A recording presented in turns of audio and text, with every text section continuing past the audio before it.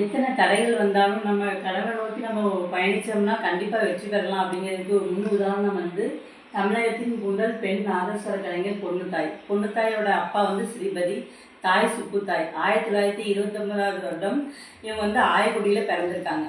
தன்னோட பொண்ணு நாதஸ்வரம் கற்றுக்கிடணும்னு சொல்லி அப்பாவோட ஆசை. ஆனால் அம்மா இவங்க கடினமாக எதிர்ப்பு தெரிவிச்சிருக்காங்க. அப்போ வந்து பெண்கள் நாதஸ்வரம் வாசிக்கிறது பெரிய சவாலான விஷயமா இருந்துச்சு. தஞ்சாவூரில் வந்து பெண்கள் நாதஸ்வரம் கற்றுக்கிடக்கூடாது அப்படின்னு பெரிய எதிர்ப்பு கிளம்பிச்சு. ஆனால் தந்தைக்கு தன்னோட பெண்ணை வந்து எப்படியாவது நாதஸ்வர கலைஞராக ஆக்கணுங்கிறது லட்சியமாகவே இருந்தது. அதுக்கப்புறம் இவங்க பொண்ணுக்காண்டி மொத்தமாக மதுரையில் குடிபெயர்ந்தாங்க. மதுரையில் குடிபெயர்ந்து நடேச பிள்ளை என்பவரிடம் வந்து இவங்களை வந்து நாதஸ்வரம் கற்றுக்கிட்ட அப்பா சேர்த்தாங்க. சேர்க்கும்போது வயசு கரெக்டாக 9 வயசு.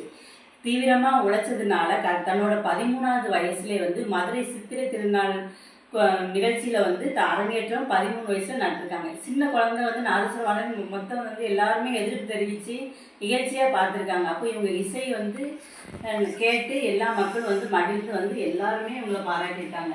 இவங்களோட மாதிரி நம்மளும் சாதனை செய்வோம். வணக்கம்.